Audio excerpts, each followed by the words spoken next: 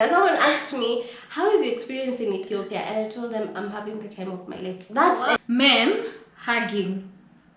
You should have let me say it fast. Oh my You God. have it on your list? Yeah. I'm afraid when I go back to Kenya, I'm not joking. When I go back to Kenya, I will have shocks of my own country. God, I thought Ethiopia is full of Muslims. Actually, many people perceive and think Ethiopia, most people are Muslims. You'd wonder why. Hi guys, welcome back to my YouTube channel. I'm Queen Desta. And I am Queen Desta. I'm Joki Jenga, her Kenyan sister. And I'm Damaris Jenga, just in case you want to hear the Jenga. Yeah. Yeah, and today we're excited. I'm more than excited for this video basically because you asked, or you hinted in the previous video that we ever shot that you're going to share with people your culture shocks. Yeah. Also, I've shared culture shocks from other countries. I've never shared about culture shocks in Ethiopia. Wow. No? Like in a whole entire video? No. I've only maybe hinted here or there, talked in a live stream or stuff like this. So I'm happy that finally today we can compile this conversation and we are done with it. So guys, thank you. I've made a list, but off in my head, it's not in my list. I have remembered one. I didn't know that people can actually just fast on 2 days in a week. That was shocking for me. There is no bread, there is no meat or any. It's just basically no animal product, no milk, no. And if cheese. you're intending to take meat, you go buy, it's going to be more expensive than the days that are no fasting. That blew my mind. But of course it's because of the supply and demand. If this thing is not been so, I get it, but I get also like this is not something you can fathom, at least from where we are coming from. Yeah. And also in other places, But it's interesting. I was talking to my best friend and she was telling me that we should bring that culture to Kenya so people can just be focusing on health. I agree. I agree on that. I also have to say it's good to note that it is not all Ethiopians that fast. Yeah. It is the supporters or the followers of the Orthodox religion. And also to even add to that point, it is those that are like followers. And you find like Ethiopia, I'm not sure of the statistics, but I think somewhere close to like 80% are Orthodox. And then you'll find like out of those 80%, like maybe 95% are following at least a few things here and there, and that entails not eating meat or like fasting on Wednesdays and Fridays. Only exception is whether we are sick or something like this. But yeah. Also, can I tell you another thing you didn't know? In the aspect of fasting, when you combine all the days that Ethiopian fast, because they not only fast Wednesdays and Fridays, you will realize that they fast half of the year. Like most of the days in the year, they are fasting. I'm so confused. There's this time I went to Somaliland. Coming back, I'm like, hey, I just missed Shakla tips, And then you came and they're fasting. Yeah, like it's a season for fasting, not just Wednesday and Friday. Like they're fasting, I don't know, 40 days or 30 days. I don't remember the days, I'm just kidding. But like they were gonna fast for a continuous time, So this just leads straight to the next point, which is not also in my list, funny enough. It's how denominations can be very, very serious. I am used to just being, what are we again? Protestant? Yeah, being a Protestant is the biggest I know, and it's not such a big deal. We don't have such great things that we follow, like there is no going to church. When you see a church you stand, oh my God, that's another Oh, she's so amazed. That's another one. People pray, why it will feel like it's been 2 weeks now, it will feel like it's already a normal thing right now. But when I think about it, this is not normal. This is not what I'm used to. Yeah, like in Kenya, if I saw a church and I went like this, everyone's gonna stop and be like, this religious human. Yeah, holier than thou. Who do you think you are? But you also have to say every religion has their own strict aspects. For example, in the Orthodox, drinking like beer for social gatherings, as long as you're not getting drunk, is acceptable. But in the Protestant, that is like against, right? Yeah. So it's just different. You see now ways. Here in Ethiopia, being an Orthodox follower, it's such a big deal being a Protestant is such a big thing. Being a Muslim is also. I thought Ethiopia is full of Muslims. Actually, many people perceive and think Ethiopia, most people are Muslims. You'd wonder why I am affected by, or rather I have had the chance to experience people fasting. It's because the biggest percentage of people here are Orthodox. You get? Yeah. So that's why you will get more places will not sell meat when they're fasting, and there are less places that are selling meat. So I guess enough of religion at this point, but also we recognize that this was among the first countries to declare religion, like to declare Ethiopia as a state that believes in religion. So, guys, before I get to the list that I have composed, taken my time to compose, I have a question for you that I need you to answer at the end of the video. Okay. So you can think about it and... I hope I remember. You will, yeah. So what is one culture shock that has stuck with you for the rest of the year? That every time it happens, I'm not like, okay. Something that I'm still dealing with? Yes. Okay, I'll think about it. Yeah. Okay, and this also gives me ideas. After staying in Ethiopia for some time, I'm afraid when I go back to Kenya, I'm not joking. When I go back to Kenya, I will have shocks of my own country. Oh. Yeah. Like, I think that's something we can talk about. Like reverse culture shocks for me. That would be nice for you to hear something because you'll be surprised. I'll be surprised and I'll be like, She agreed. You'll start speaking to people in Amharic, anything you know. Stammering Swahili. Another video will come back to you. Anyway, so let's get to my points. Can I check my phone? Yes, of course.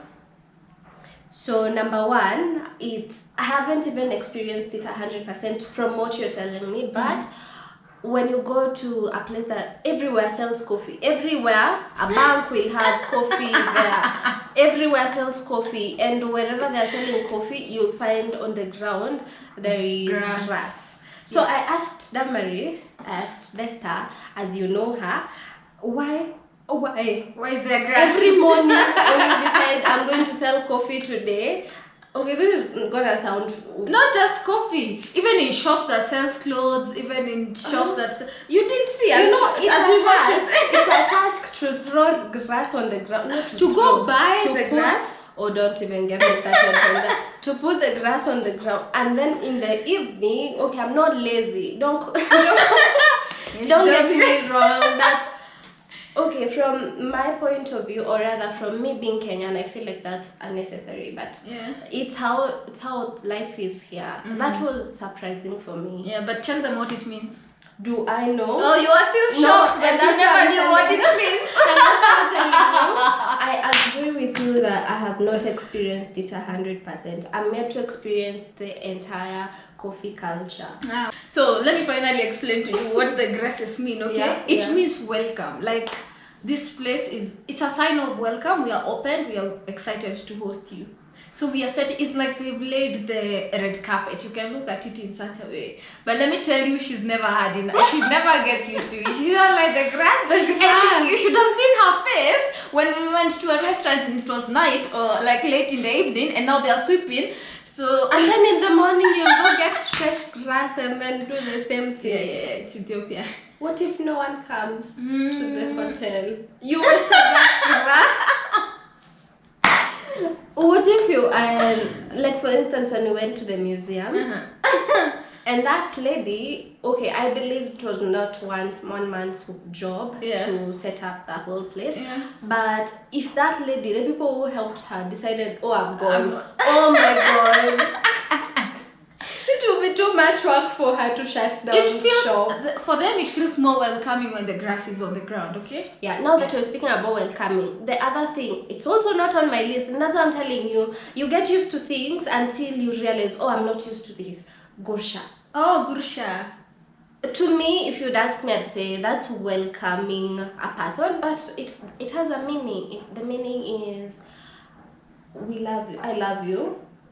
Yeah, like more like love more than welcome and stuff like this. And you'll even find men to men, bigger people to smaller people.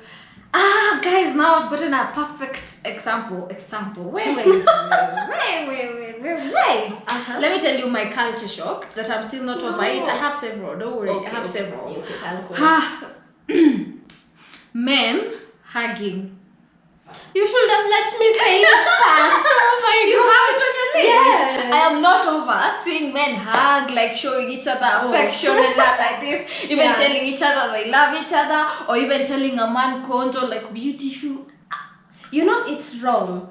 It's wrong. It's wrong. Yes, it's We wrong should to change feel this that perspective. it's uncomfortable. It is wrong to feel it's uncomfortable Yeah. because it's very right. Every man should be allowed to say "I love you" to their other fellow men. But it's hella uncomfortable seeing it. I don't even think it's uncomfortable. For me, it's like a shock. Because in Kenya, for men to even hug, I keep telling Ethiopians as an example. When we were shooting videos, street photography on Sunday, oh my god, I have so much bigger. There were 3 men holding hands. 3 men holding like this, and even the last one like this. What is wrong? Are you handcuffed? Are you handcuffed? Oh my god. Oh my god. And it was so normal. Today I was watching this show in Kenya. And unfortunately, one of the guy told the other, "Can we high five?" And the other guy said, "No, we do this." Imagine, it's getting that worse. Yeah, toxic masculinity. We should embrace telling each other we love each other, including the men. I describe the men in Ethiopia this way. They are very comfortable in their masculinity. They are not afraid that if they show affection, it's going to define their masculinity any less. Yeah, it's true. It's true. And that's a level of maturity, also from growing up, seeing it happening, and that being a culture here too. Yeah. So now, would you imagine a man Gurushaing a man? I am getting used more comfortable. Yeah, more I am comfortable. convincing myself. But for that me, it is I okay. always not fail to remember that this is almost unacceptable. Well, that's a good one. That's a good first one. Yeah. Because I'm also experiencing it. It's also in my list. And that goes hand in hand with how people here are affectionate and really caring. I don't know how to express this, but they love foreigners. They love people who are here to experience their culture. It's true. And that means a lot to them. Yeah. Kenya, you come and you're white, bro. It's a different story. You're coming to invade my land. You're Chinese. What is this COVID? Take COVID away. Let me tell you another thing. But I also feel different for Kenya. For Kenya especially, I feel like there's a welcome attitude for more white people, especially not just because they are white, but because of the perception that they have money. I think I have experienced that, which you have explained right now, in where they're offering services, in where they're offering products, you're buying something. Yeah. But a normal person that I'm just interacting with you, you're my neighbor, I will feel neglected, like I should leave and go to my country, back to my country. But here, even in hotels, I have not felt like I am very much welcomed, like I am feeling welcomed by my neighbors. You get? It's very, very different. When Ethiopians see you appreciating their culture, their way of doing things, it makes them so happy, and I really appreciate that. That's really nice. And I'd have to say I really am appreciating my life right now, because experiencing this, I can only, and I'll say this to you, I can explain and I can share my experience as much as I can. You have to experience this for yourself to get the impact. It's mind-blowing to see how people will love you even without knowing you. You argue on the streets, they will convince you to just go home and eat breakfast and rather just talk about it and not... Now give us free tea. You'll watch that in a video coming to you soon. Wow. It's amazing. Yeah. But in Kenya... Everyone minds their business. Everyone minds their business or shares they don't care about it. Yeah. It's crazy. Thank you. I'm actually traveling to Ethiopia because you influenced me to come here, so thank you. Because I'm here, just say it. Also, I don't think I would have the same experience I'm having right now if you are not here, so you're welcome. I'm glad. This is how it was supposed to go. So guys, if you ever want to come to Ethiopia and she's here, hit her up. Oh yeah, I've had many people saying I'm a good tour guide, so you are. Maybe, yeah. Anyway, my next point, lunch break is taken seriously. Seriously like this. Where did you... Okay. to maybe 3 is when it's ending. Yeah. And even 3, you're full, you relax. Yeah. Take a cup of coffee or stuff like this. I feel Mombasa vibes. When you go to Mombasa, your blood pumps faster, you work slower. I feel Mombasa vibes now without the ocean. That the impact of Mombasa is because of the ocean and the heat. But here, it's just a way of life. People will work very well during the day, everything. But when it gets to 12, clock out, lunch, 12:30 around there, and lunch is always served with coffee. I also said coffee is everywhere, no? Yeah. So lunch, everyone is asking, you want coffee? You can take 3 cups of coffee, and you're like, I took 3 cups of coffee. That's a lot. Concentrated. Yeah, but Yeah. it's served in small cups. Okay, that But it's concentrated, remember? that So makes if it me is calm down a little, and then you say, but it's concentrated, you know. But that's a When good was the first culture time you shock experienced for me. this culture shock? Because I feel like it was your entry point. It That's started there. exactly where. Yeah. And funny thing is, the people at Because the we arrived at immigration, immigration at like 12:10, and it was closed already. the funny thing is, we arrived at immigration And and they came they back were at not entirely Ethiopians that were serving us. Yeah. But they also took Have their been- time. Because there's no point. You're gonna lock here in the other place. It Nothing. makes sense. Yeah, It makes makes sense. sense. Also, when you're talking about lunch is taken serious, in Kenya you take long distance bus and the bus stops somewhere, closes the Oh, bus yeah. to take you to eat. Oh yeah, that's the next part I heard about. Like, Lunch. I was like, you mean we're stopping? If you take a road trip from Mombasa to Nairobi, that's the longest road trip I have been on. You don't stop nowhere to eat. And even if they stop, it's you take it in the car. yes, Go on. Like you stop for 20 minutes tops, That is like a lot. tops. Yeah, Yeah. and then you move. We stayed. Here you finish eating, you ask for coffee, you have time to Mind interact you, with people. the food was buffet. I don't think you get it. It's better if you're sitting in a hotel and you're having someone serve you, but you're having to wait online for everyone to serve their choice. And someone like me didn't know what they're eating. So imagine if I didn't have anyone helping me with what I'm eating. I told you would my take story. so long. But if I give this story, I think this confusing. video will be like 1 year long. So we move. Oh my god! But I appreciate that culture Yeah. because it helps me calm down and realize life is not supposed to be Imagine, taken yeah, too life is not seriously. too serious. You have to Enjoy savor the now as moment, well. every minute. As much as we are working faster, can we move? Let us arrive in Addis. But You might be working towards a goal and then tomorrow you're dead. The goal you are working like you towards live is no in the longer future, there. never Yeah. know. Got it. It's really nice. You have no idea. Someone asked me, how is the experience in Ethiopia? And I told them I'm having the time of my life. That's Wow.